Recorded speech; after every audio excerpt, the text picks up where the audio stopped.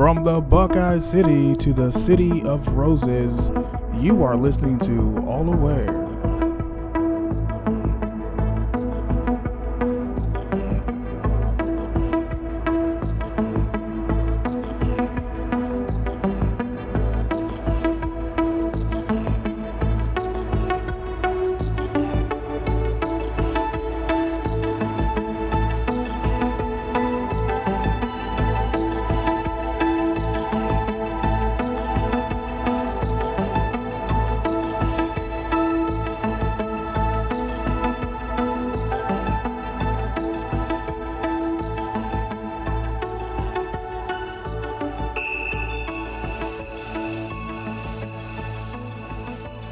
So how you doing on your? Are you still abstaining from alcohol? How's that working out?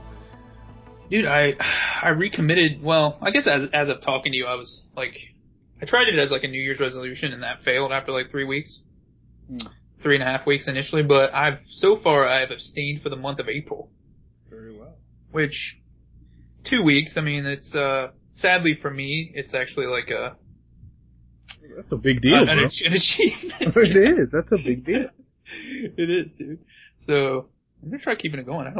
I got really tempted Saturday night. I think like I got used to the idea of like not needing it, because a lot of times it would just be like late at night, I get home from work or something, and I would just de-stress with it. Yeah.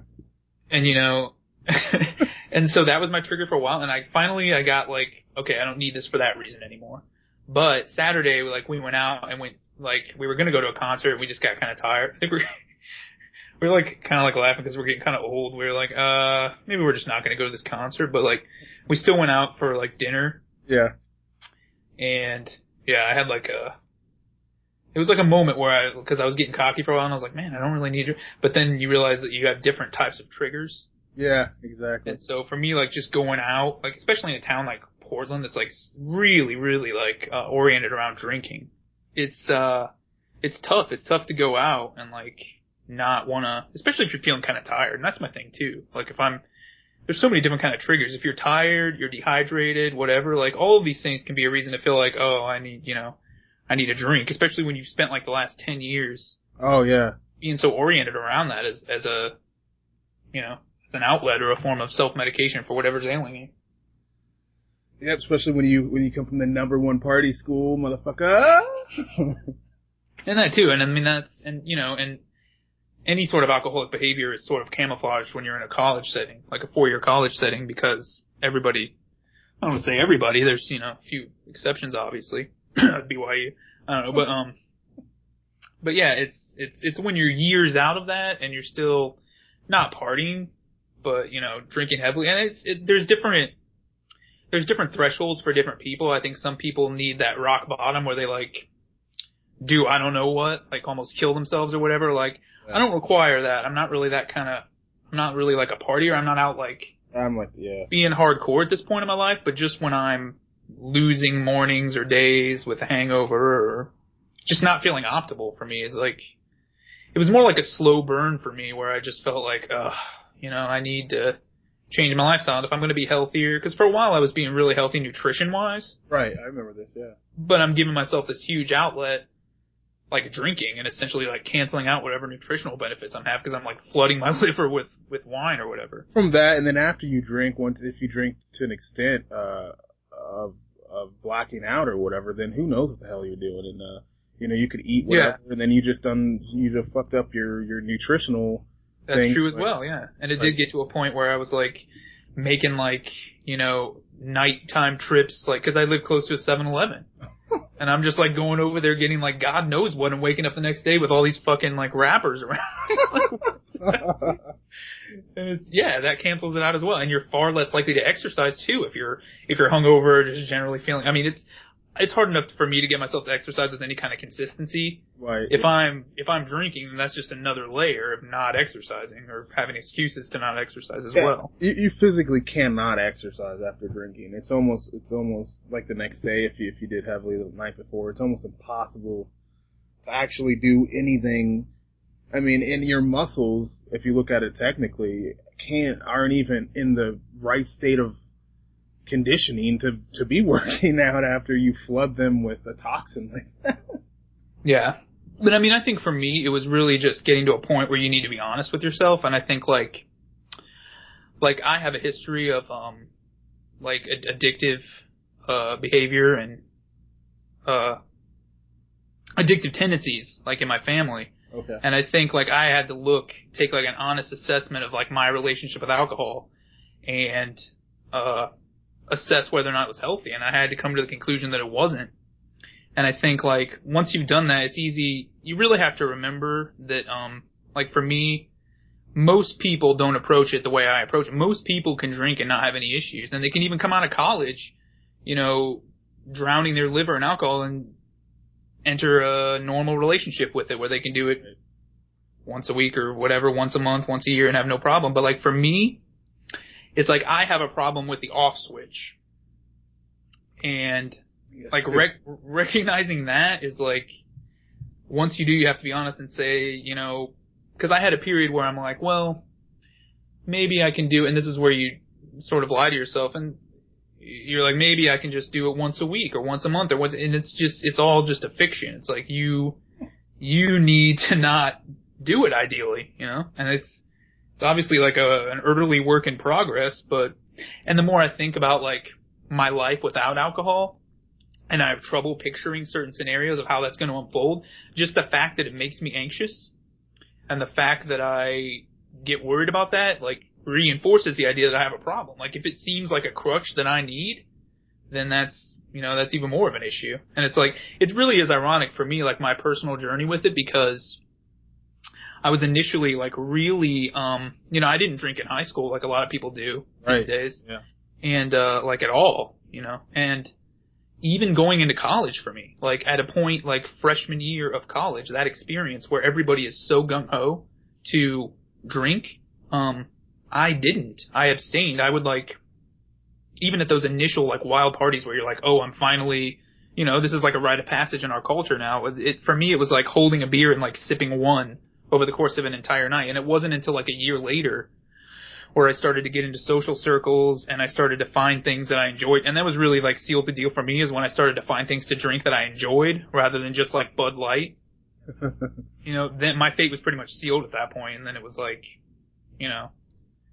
Yeah, I had a similar background. I didn't start until I was like a junior, I think, in college or something like that. Maybe I was a sophomore, I can't remember. But it wasn't right away, because I remember always getting teased and people were like, what the fuck's wrong with you, dude? And like, at the time, I could always just chalk it up to my job. I'm like, well, dude, I can't drink, you know, like, you know, I'm in law enforcement, you know, so that was like an easy way out. Everybody's like, oh shit, you know, but eventually I got into the social circles myself and, began, the last 2 years with a lot of, beverages going through my system, but, well, good, man. That's good to hear, dude. Indeed. I mean, we can monitor this at this forum. Like, I need that extra onus or pressure on me so we can revisit this issue. Revisit your sobriety next episode, man. Indeed. It's just, yeah, I don't know. It's just being honest with yourself, and I guess, like, not giving into that idea of a stigma. Like, even now I feel weird, the idea of referring myself as an alcoholic, you know? Okay. Yeah. I feel like that's, like, there's still a stigma, but like, I probably should go ahead and, you know, and you also get into this trap where you're like, well, I'm not as bad as this person or whatever, or this, whatever standard you have in your head of what a problem is. Right. But like, the problem is whatever's not working for you. Like, if it doesn't feel optimal to you, then you need to start being honest you have a problem. Like, I might not be out crashing my car and getting DUIs, but that's not the way I use it, you know. But for a while, for me, it wasn't even so much like a blackout, but it was like a pass out on like every occasion. Yeah. And when you start to get to that level where you like can't say no and you have trouble like, you know, drinking it without drinking all of it or whatever, it's just, you know, you gotta say, like, and I'm approaching it as part of like an overhaul of like my daily behavior or whatever. And it's just like, I look at the productivity I want to have, the things I want to achieve, and it's like I can't see alcohol being in that equation, you know. Yeah. So that's cool, man. maybe that resonates with other people, hopefully, I don't know, but it's just, and like I said, I'm not saying it's this huge demon. It's important for me not to project that on other people, because 99.999% of people, and this isn't an attempt to enable their behavior or anything, but like, they don't have a problem with it. Like, and this is even with like hard drugs, like the vast majority of people can try them without ever having an issue. But True. it's important to recognize if you have those genes or those tendencies, you know.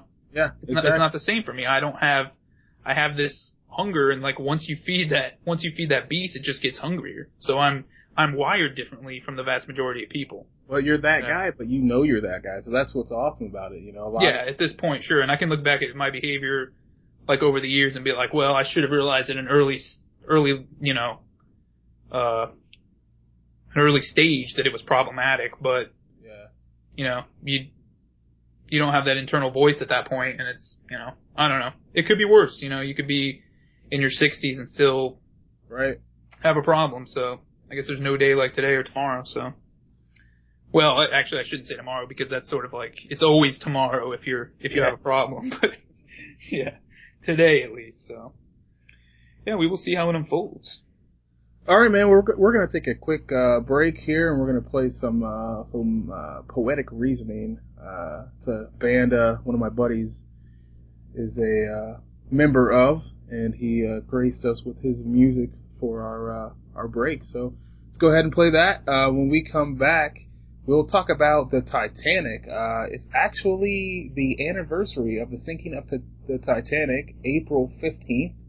That's going to be tomorrow. So we'll talk about that tonight on the podcast.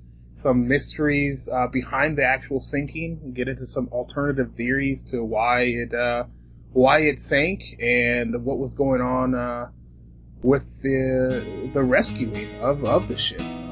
So here in a second, we'll be back with that. Until then, peace.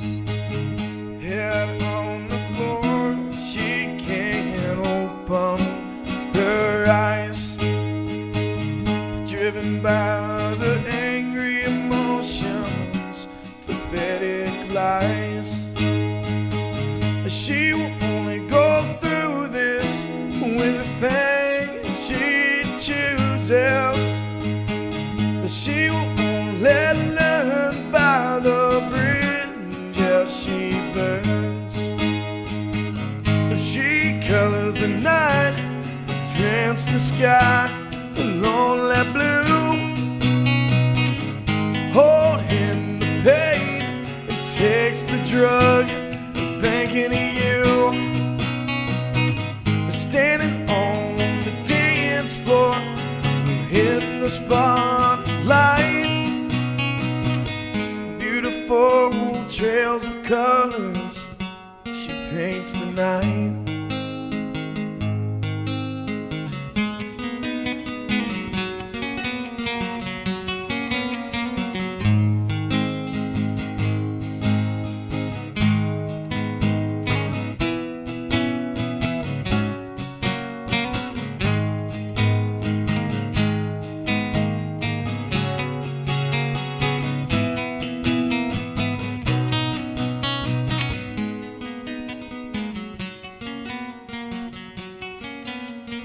All right, so we're back. We're going to talk about the Titanic. Titanic, also known as the RMS Titanic, it began its maiden voyage leaving the port of Southampton, England on April 10th of 1912. It would only survive about 5 days before it hit an iceberg on April 15th at about 11:40 p.m. The ship actually lasted another 2 hours and 40 minutes past that before it actually sank completely into the ocean at about 2:20 in the morning on the next day. There was probably around 1,500 passengers, 1,600 passengers and crew on board the Titanic. There's a lot of controversy still over how it sank. I mean, being, so long ago, we have to pretty much use what we found during the recovery efforts. I think that was in, I can't remember what year exactly. It might have been 2001 is when they found the Titanic. I can remember it seen it on the news and stuff where they had the Explorer going down and picking up the debris and stuff. Actually, that's on display. There's a mobile display that goes around. A lot of times it shows up in Las Vegas where they show the pieces of the Titanic that they did recover and everything. So that's a good thing to check out. Well, and at this point, James Cameron has, like, meticulously studied the entire wreckage underwater and made, like, a documentary out of it. Oh, is that right? What is that called? Do you know? Yeah, I don't know what it's called, but yeah, it's, I believe it itself won, like, an Academy Award. I mean, I don't know why James Cameron personally is so obsessed with the Titanic, but he, like, made a journey back down there with, like, state-of-the-art cameras and, like... Oh, yeah, I did hear look about at everything. this. Yeah, I did hear about this. So, yeah, apparently the Titanic, common theory is it hit an iceberg. There was some fog, and the lookouts were not able to see it until it was too late. They tried to turn, veer away from the iceberg. It didn't veer far enough. It ended up scraping, a huge gash down the side of the ship, flooded the apparently unsinkable ship, and, caused about 1,517 passengers and crew to lose their lives. Okay, are you actually engaging, the fact that it hit an iceberg as itself a theory, or are you questioning whether or not it was, like, permitted to hit the iceberg? 'Cause isn't it pretty much well established now that it did legitimately hit the iceberg? Well, yeah. I mean, main theory is that it did hit an iceberg, but there are theories out there that say that it hit another ship. But for all intents and purposes, yeah, it hit the iceberg. But why did it hit the iceberg? Was it, like, permitted to steer right into the iceberg? That sort of thing? Well, basically, alright, so it hit the iceberg, but nobody came to rescue any of the people. There had been a lot of, boats in the area actually around of actually the Titanic. There was the Mount Temple, the Parisian, the Burma, the Frankfurt, the Carpathia, and the Californian.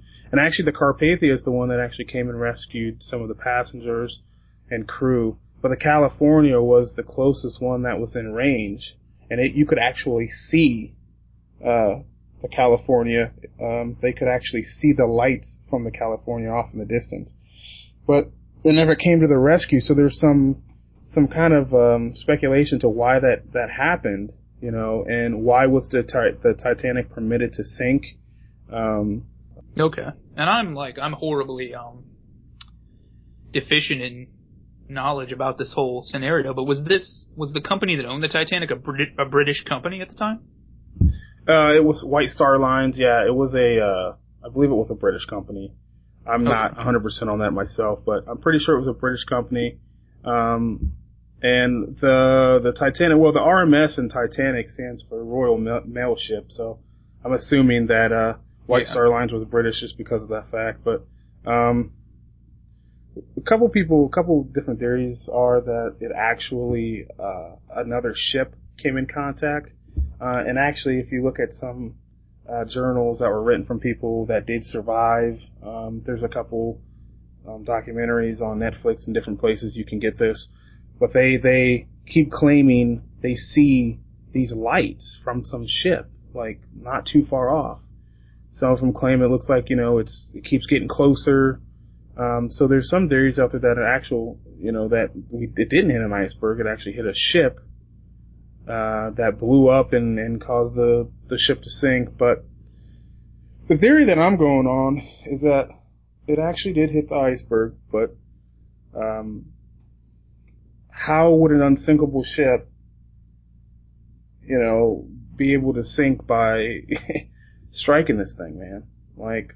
Right, and I think, and that's sort of a question I would have is, do you think the fact that these theories, or that this is still even being talked about to this day, do you think there's something legitimate to this yourself, or do you think that it's just the fact that even now, in 2014, people are having trouble wrapping their mind around the so-called unsinkable ship being sunk by an iceberg, when in fact, I don't think it's that implausible myself. I mean, to this day, Mother Nature is still a beast to humanity. I mean, you look at Hurricane Katrina and things like that.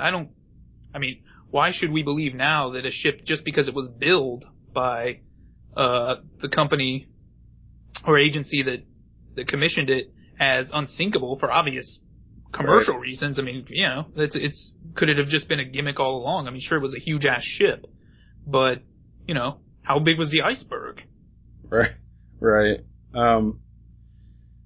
I have problems with the rescue efforts because according to maps that they had at the time and actual journals from the captains of ships, there were at least 7 ships that were within 50 to 60 mile radius of the accident site. And the closest one, which was to California, was actually in visual range. They could actually see it off their port side, and it never came. They communicated through their light. They had like a light that they used to do Morse code, and the other ship never responded. They also did Morse code through the wire, never got anything back from them. The one that did show up was the Carpathia, which was like 100, I don't know how far it was, I guess it was 60 miles away or something, but it showed up and helped out. But what about the other ships, man? There were the Frankfurt, the Burma, the Parisian, the Mount Temple. Apparently all these ships were within range and they didn't respond. Okay. But so are you operating under the idea that this was permitted to occur because there were people close enough to this who had plenty to benefit from an insurance perspective from this tanking? Yeah, that's a good point. Yeah, I think it's an insurance, it looks like, to me, it was like an insurance job. Because to me, then, if that's the case, then all of these other ships were somehow tied into this, and this was quite a big scheme. Well, yeah, I guess that would be why they wouldn't respond if they're all tied into this and they wanted it to sink for this insurance purposes. Now, why would they want this unsinkable ship that they spent, God knows how much on to build to sink, just to claim insurance? Well, I think the major plan was they had a sister ship called the Olympic. It looked just like the Titanic on the outside. The only difference is the nameplates and a couple of the life rafts and things that said the Olympic on it. So the theory is that, and this was the same with the Titanic didn't really have a name that was on something that wasn't easily removable. All the names were on removable items of the ship. So the theory is somewhere along the way they switched. Okay, before that, the Olympic was involved in an accident with a royal ship called the HMM Hawk.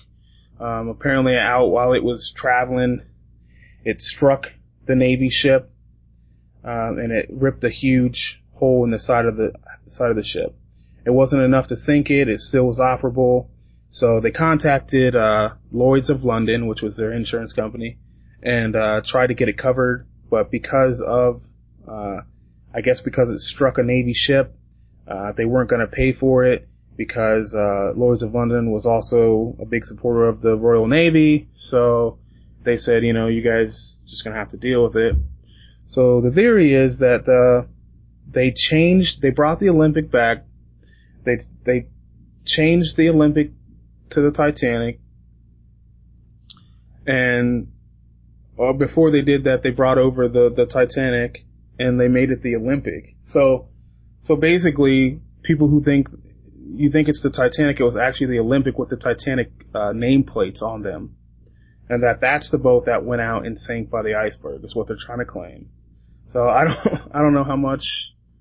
There were like historians who were claiming this? Yeah, there's historians and there's people that have looked at the researchers and stuff who have looked at documents and journals and everything and are showing that this is a quite possible theory that because if they did that, then they would get the money for both ships. And they would still have the Olympic, they would still have the Titanic, which is back on dock somewhere. And the only ship that was damaged twice would have been the Olympic, and it would have sank. They would have got money for the Olympic, and then they would have had 2 Olympics, basically, and but they wouldn't be out any money. So I don't know. Wow. So under that theory, the Titanic could still be hanging out somewhere to this day. In theory, yeah, it could actually still be somewhere. It could be renamed the Olympic and be on some dock somewhere. I don't know. That's where I get a little bit hung up because, I mean, I think all of this is in many ways very plausible because we talk about conspiracies and cover-ups now in the digital information age. I mean, it's infinitely easier to do circa 1912, whether it's a government or a private business. I mean, people would have believed anything. I mean, their only outlet of information was hearsay and whatever's printed in, you know, just the paper. newspaper. Yeah, newspaper. I mean, and through it would have been so easy. But where I get a little hung up on it is the passage of time. Because things do tend to get out with the passage of time. I mean, for instance, we know now that the United States government basically partook in a false flag that started the Vietnam War because this was declassified in like 2007 or whatever. You know, if that sort of thing is going to get out, I tend to think like over the course of 100+ years, somewhere something more concrete would have gotten out about the Titanic. Because what usually happens is the people who gain something from it, you know, wait until a sufficient amount of time has passed and people aren't really able to do anything about it. Yeah. You know, and the fact that it still hasn't really come to a head, not to say that it still can't, but that sort of makes it a little bit more dubious to me. But I don't know, and just to clarify too, you were saying that this was a sister ship. Was it completely identical or it just appeared the same but wasn't like the same compositionally? Apparently, from my research, it's just the outside was identical. Okay. The outside was identical. The inside may have been very close to. But what I'm wondering is, would this potentially have been more sinkable than the Titanic, or would it have been roughly the same? You know, I don't know. That's a good question. I would assume it was the same if it's geared. You know, if it's built. You know, it was built before the Titanic, so it's almost like it was like a test ship, and maybe from that ship is how they developed the stuff they needed to develop to make the Titanic even better. So maybe it was a little weaker structurally wise, but okay. Because to me that would lend a little more credence to the theory. Otherwise it doesn't call into question the whole idea that, well, there's a conspiracy afoot here because the Titanic wouldn't sink because it was so powerful. Well, if it's the same basic ship, then that, you know, you still have the same story. It's still sunk from an iceberg. Yeah, or whatever. Unless, of course, it was steered directly into the iceberg. But that wouldn't make sense. I mean, yeah. Well, yeah, okay. I mean, it would make sense if it was a insurance scam, then maybe perhaps the captain was a part of this and took an obvious opportunity to sink it. Yeah. But I don't know. To me, it's all really relevant because this story really resonates with people, and it ties in with the Malaysian Airlines as a modern indication of how these sorts of stories like really resonate with people. Whether it's just the mass deaths or disappearance, but there's something. I mean, the fact that this the story of the Titanic, and granted the movie that came out in the 90s was also a more personal love story set against the backdrop of these historical events, but there is obviously something for this to be like one of the highest selling movies of all time. There is something about this story to this day that really resonates with people. Yeah, I think it's just the whole fact that it's supposedly unsinkable, and the worst thing possible can happen on its maiden voyage. Yeah, I mean, I remember being in like elementary school, and that was the tagline. It was unsinkable, and that's just, I don't know. There's a really appealing narrative there, regardless of what actually happened, that really resonates with people. But I don't know. And then it's almost like a metaphor for like humans feeling invincible and like the hubris of the human race, where you have this ship that is quote unquote unsinkable. And I almost wonder if like one day like there will be a parallel in space exploration where it's like the ultimate. The Titanic. Yeah, hopefully they wouldn't call it the Titanic because that would be like really jinxing it. But like some impenetrable, awesome ship that's going to traverse the cosmos, and it just like crashes into a fucking little asteroid that actually like derails it or something. Well, I guess the weird thing is, I don't know how many years before the Titanic sank this was. There was another ship that was conveniently enough named the Titan.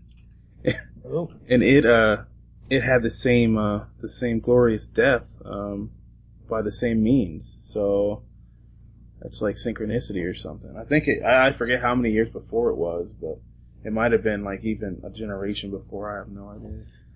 Since we're in this lull, I have to once again relieve myself. Very well.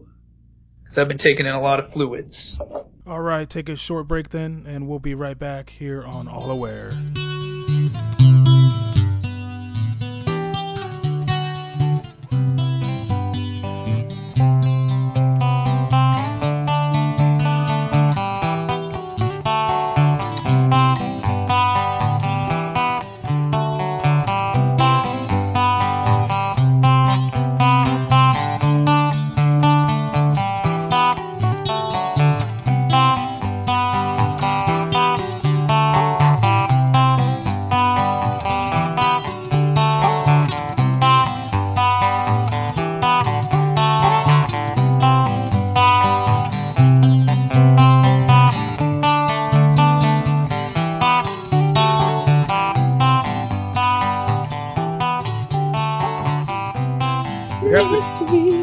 Oh, dude, you know, we need to talk about the Nevada standoff.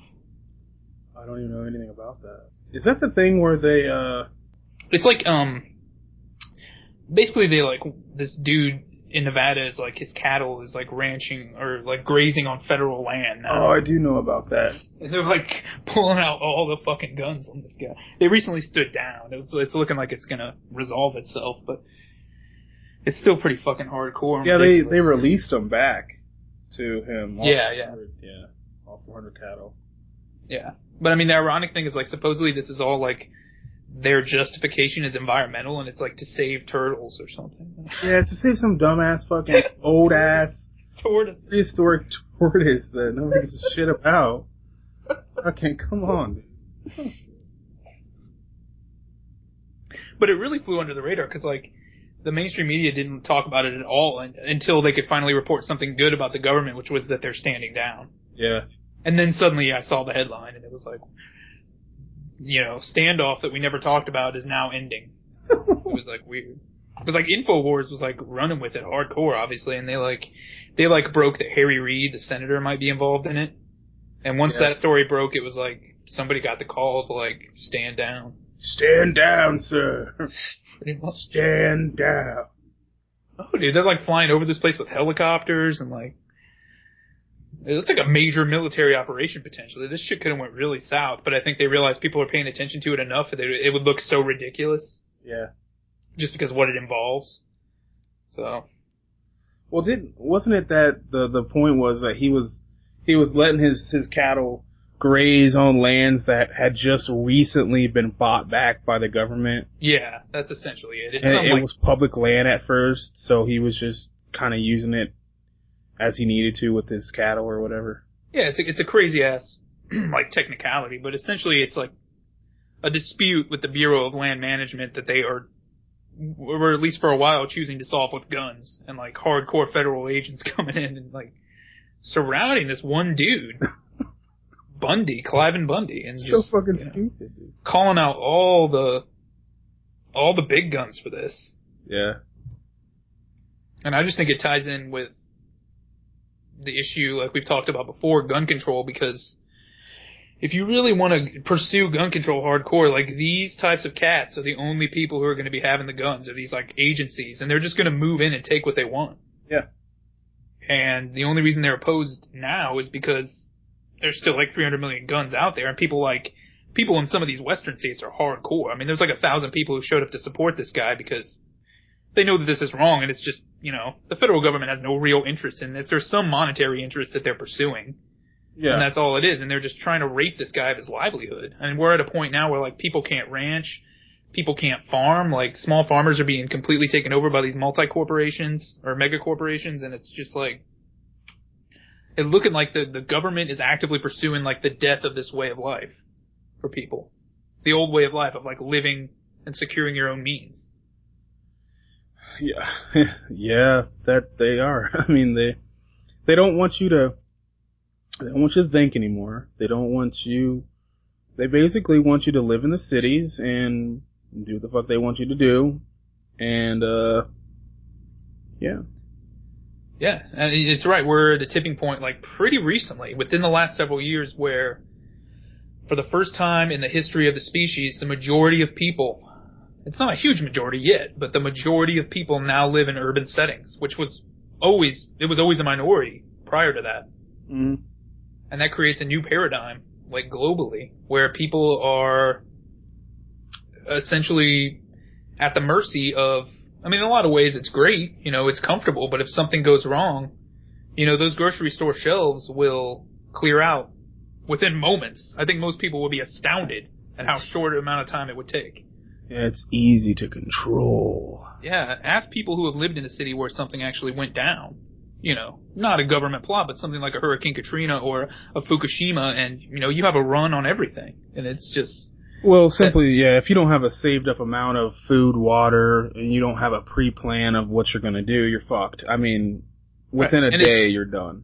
And it's in the government's interest to have a population of people who are dependent utterly. Because then at the drop of a hat, even if it's a threat that they themselves engineered, they can swoop in and be the savior. So they look at people like this guy and people who like live, especially in a lot of these like Western states, who like really live like on their own off the grid and are still producing things and like, you know, providing their own means of existence. And this is like genuinely a threat to them. Like they want willing slaves. They don't want people who are self-reliant. No, self-reliancy is dangerous to them, you know. Yeah, and we could see this as a new trend where they like continue to try to make examples out of these people. Did you see Jesse Ventura, the latest? He did like a interview on Coast to Coast, I think, where he was down in Mexico and he was talking about living off the grid. It was awesome.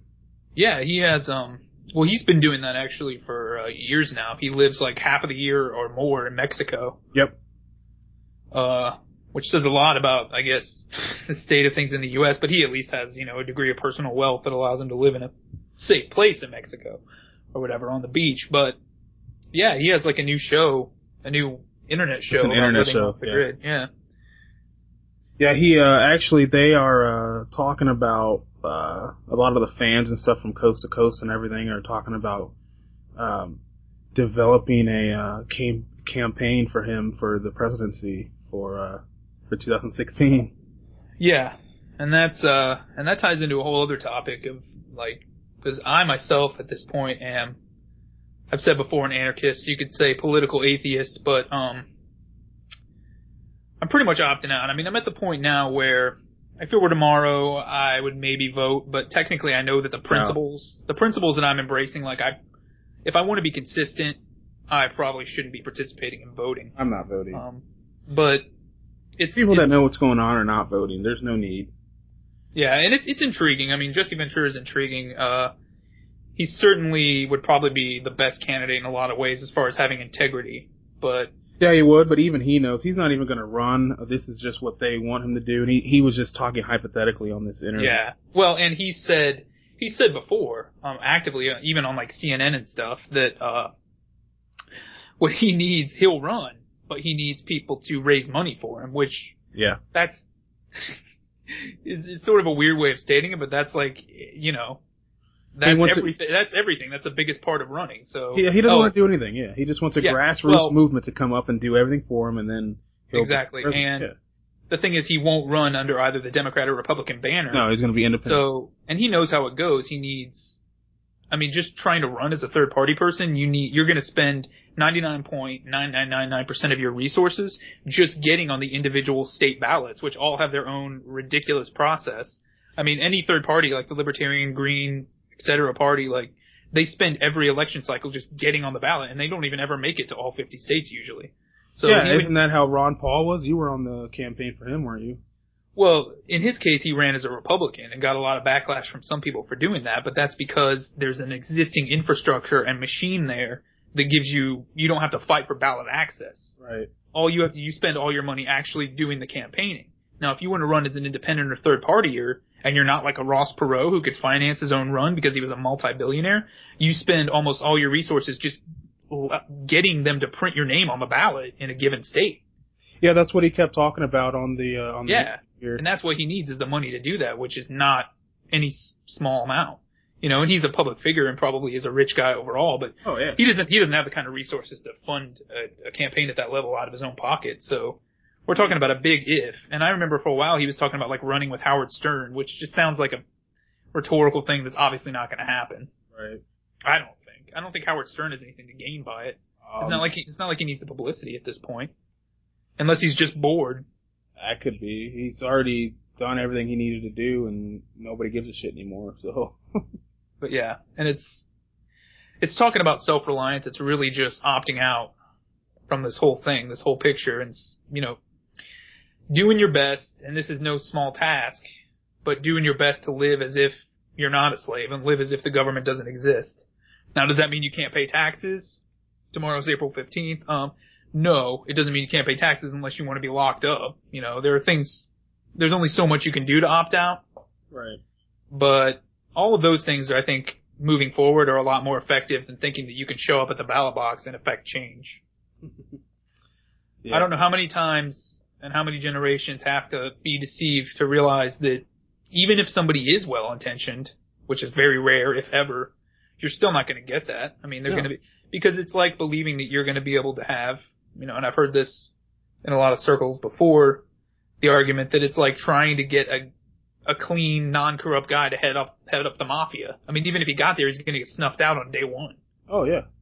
So it's a no-go. It's just how it works, man. Yeah. Until we can, it's almost impossible because we've been going this way for so long, and they have such a well-oiled machine that, like, unless you overthrow and like have a whole force ready to come in and take over and do everything the correct way from day one, it will take hundreds and hundreds and hundreds of years to weed out the way it's going. Like, well, and I think you're totally right, and I think this is the hard lesson that I think a lot of people need to learn, is that we're most likely, almost certainly, not going to see substantial freedom in our lifetime. Right. I mean, there's this line in the book 1984 where the two main characters say, like, we are the dead, and they're talking about the fact that they're not going to see the world they want in their lifetime. Like, and if they're going to actively fight for a freer world, they're probably going to die in the process. Right. It's like Martin Luther King Jr. before he was killed, and that's a whole other topic, but he said, like, I might not get there to the mountaintop with you. Like, he knew this was a multi-generational thing, but people in this day and age want a quick fix for everything. They're wired that way. Yep. And to tell them that, like, oh no, you need to do more fundamental things and be self-reliant and, like, raise your family in a non-violent way and teach them that, you know, they're not going to have everything provided for them and that violence isn't a way to solve the world's woes, that's going to take multi-generations, and there are people who don't want to hear that message. They want to believe that they can just vote a dude into office, and I believe this myself, but at one point, but it's politics is just a drug, like religion or anything else. Yeah, and that'd be great if you could. I mean, you might be able to vote somebody into office that can change a little bit here and there. Yeah, but then even if you achieve some things, it's going to be a 2 steps forward and 100 steps back type scenario. Oh yeah, you're going to have to give up something to get something that you want. That's how government works. Yeah.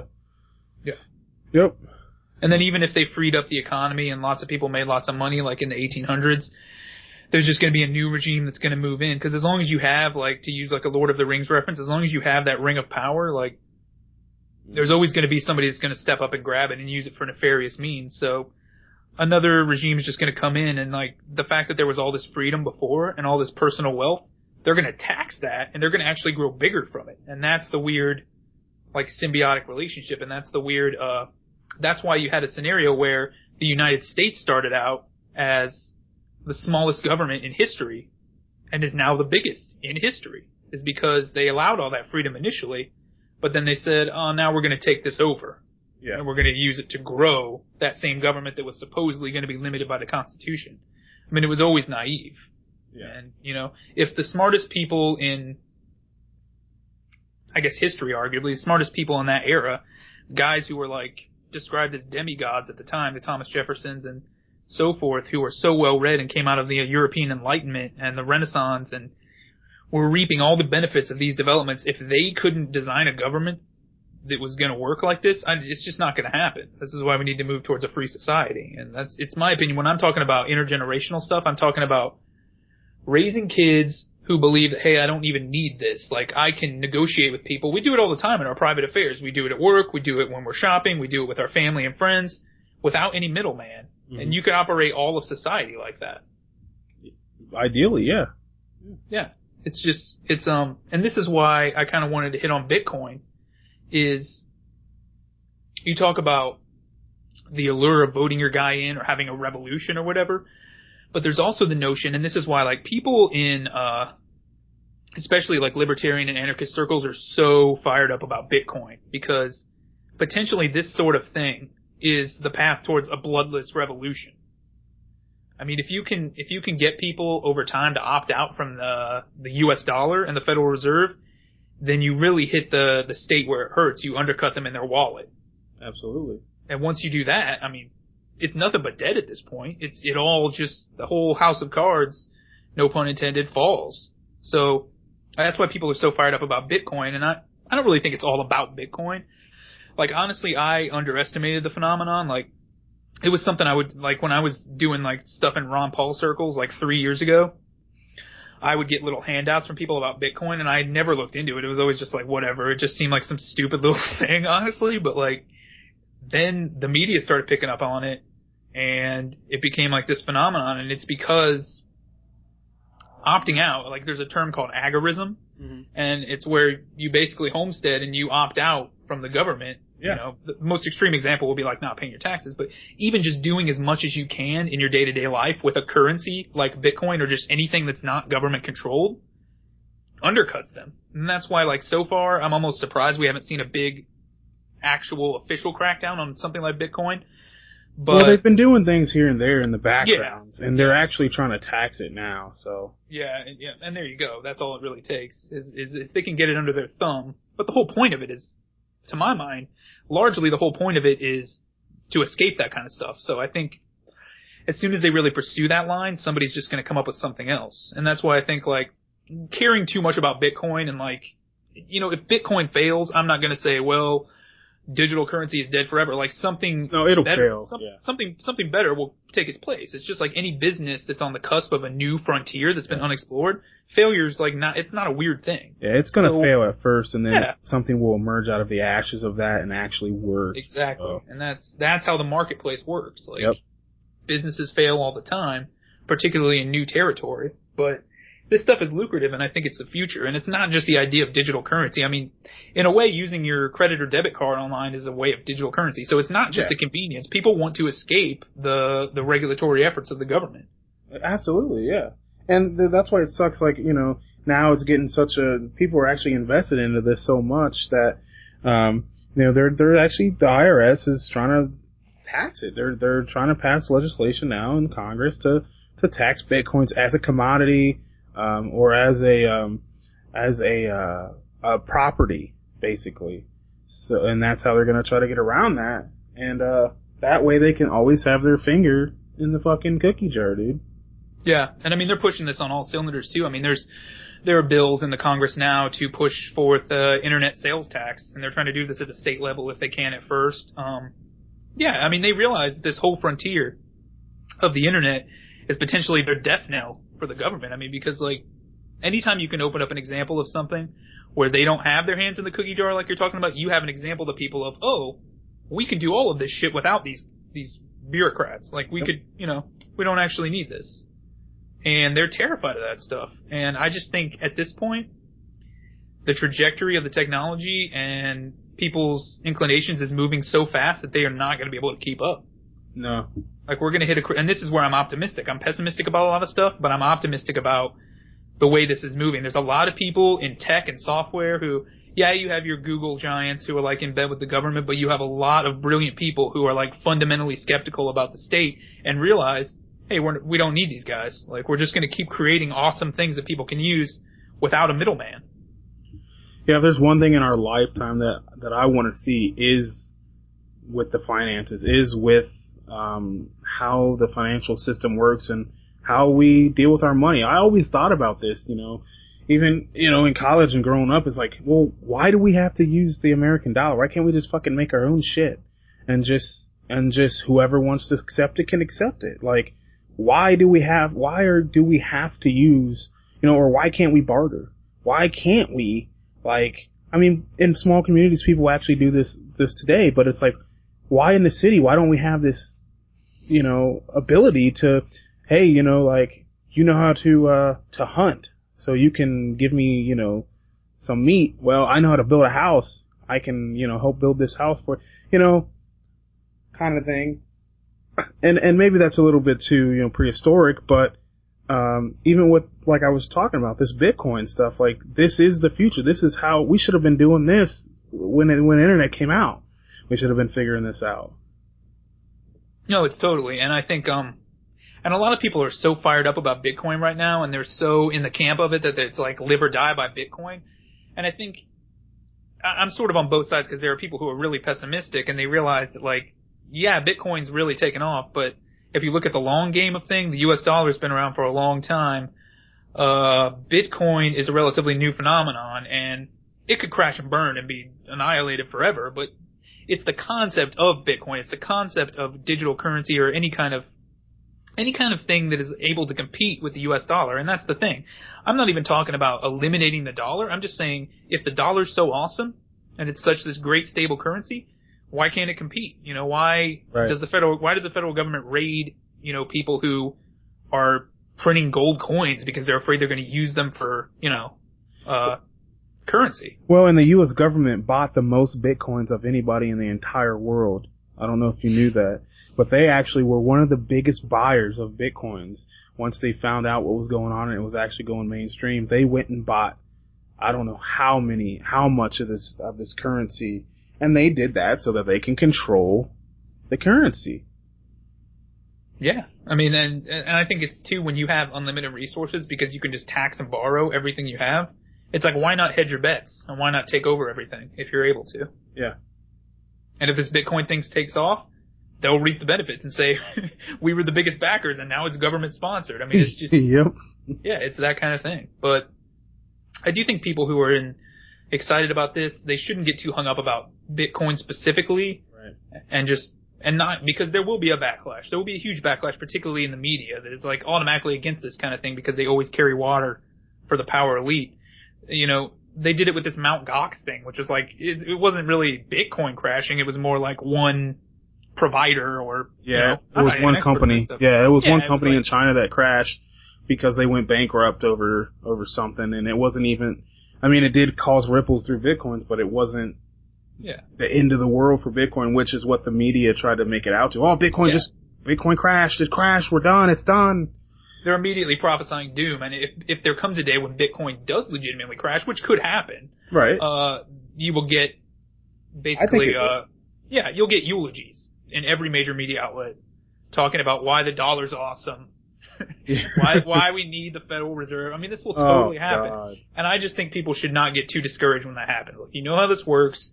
You need to realize that this is just the first foray into this stuff. This is just the first volley in a long war that's going to take place. And the cool thing about it is nobody, people might get hurt or killed, but if so, it's going to be the state that's putting out hits like we were talking about before. Mm-hmm. But this is a non-violent way to oppose violence. This is a way to just take yourself out of the game.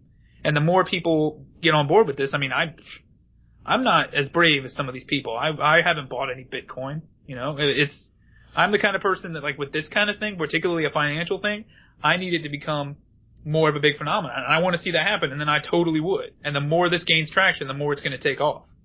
Yeah, and there was a point when I almost bought into Bitcoin. I think it was around like $700 or something for a Bitcoin or whatever. And I was seriously debating, do I invest in this? I was looking at it like, this is probably more beneficial than an IRA or some kind of fucking CD or something, like, like, Well, for sure it's better than a government bond. I know we can say that. Isn't it almost like laughable that government bonds are still a thing? I can't believe that. I can't believe People are still trying to pretend that I know, they're still around. People, dude, put it in a CD, man. Put it in, oh my god. But I didn't, because I knew, like, well, hold on, don't get too antsy about this thing, man. You know, it's new, let it do its thing. And it's gonna, like you keep saying, it's gonna have a backlash. You don't want to be involved in that. So the thing is to sit back and watch this stuff, learn about it. See, the problem is everybody has this almost, I mean, literally people are saying that Bitcoins is like the devil. It's like there's religious groups out there that are saying it's like, it's in the Bible as some chapter says whatever the mark of the beast and all this shit's gonna happen and it's the Bitcoin and no, motherfucker, it's just change. Like, go get used to something, learn about it, and then wait and see what happens with it, and then if it's good, jump on board, man. Well, some of them are rightfully concerned about having all of their activities, I mean, this is already happening, all their activities monitored by the government, but I think if you want to talk about like a mark of the beast type scenario, it's really like the concept of like an RFID chip that the government is pushing. It has nothing to do with Bitcoin. I mean, that's just, Bitcoin is anonymous. I mean, it's like, so any of these, religious fundamentalists who are getting fired up about that need to look into the issue a little bit more, because it's actually the opposite of that. And they should be worrying more about the dollar and the people who are trying to mark them, the people who give them a number that they are in a computer, like a social security number. I mean, if anything's the mark of the beast, it's that kind of thing. I mean, if the government could have its way, they would have national ID cards for everyone, and it would be tied to biometric DNA data. Oh yeah, they've tried to do this. Yeah, they would love to do it if they didn't have any backlash. They would do it in the name of combating illegal immigration or terrorism or identity fraud or whatever they need to. And maybe one day they'll succeed in doing it, but that's what people need to worry about. And I'm saying this as an atheist. I'm not concerned about the devil, but, the mark of the beast idea that people are going to be marked. I mean, it's almost eerie sometimes when things out of mythology can actually parallel reality, and I can see that playing out, but it's not Bitcoin. The only reason they would have to fear Bitcoin is if the government takes it over, like we were talking about, and buys it out. Yeah. And uses it surreptitiously to buy, everyone's information. Yeah. But I don't want to sound too pessimistic about Bitcoin, because some people do need to take the plunge on this, otherwise it's not going to go anywhere. So I look at all the people, if anybody's going to lose money on this in the short term, I kind of see them as like martyrs for a freer world down the line. Like, they took a shot where it really hurts. They were willing to risk it all. Right. Particularly if they have families. It's one thing to be a younger person, but, they were willing to risk it all in order to get the ball rolling on this, because it's going to be a messy process over time. Where it has to survive in the marketplace, and like you said, something else will emerge out of the ashes. Yeah, it will. It's an evolving thing. Everything evolves from something. You gotta start somewhere, and it's not usually the first thing that comes along that is actually what works. It's something that evolves out of that. Like that's how computers, the internet, everything. Actually, that's how the internet evolved. There was a internet before the internet. It was used by the military. It was basically just green screens and writing. But that is what initiated the internet, and now we have web browsers, and we can do all this shit online. Sure. Yeah, and that's pretty much how I would sum it up. Is I'm very much pro Bitcoin and on that side of things, to say the least. But I think people shouldn't get too crestfallen if this does fail at some point. It's sort of like being pro computer and just saying, well, like, I'm all about Hewlett Packard. Like, this is just one example of what can be to come. Right. And anyway, we'll definitely monitor that issue, and as news unfolds, it's definitely something I want to keep up on. No problem, man. But unless we can squeeze in another short topic, might have to wind it down for the day. Yeah, man, I think we've winded it down. We've covered a lot of stuff for this episode, so sweet, dude. We are good. Next episode, we'll get into some more alternative topics and theories on the number one internet show in the country. No, I'm just kidding. But all the way. Oh my God. It's only a matter of time. Only a matter of time, and then we're gonna be up there with InfoWars and Coast to Coast and all them. You will listen. You will like. For all aware in the TrueRants network, I am your host, Enroshan, and beside me is your co-host, Joe Vance. And until next time, adios. Good night.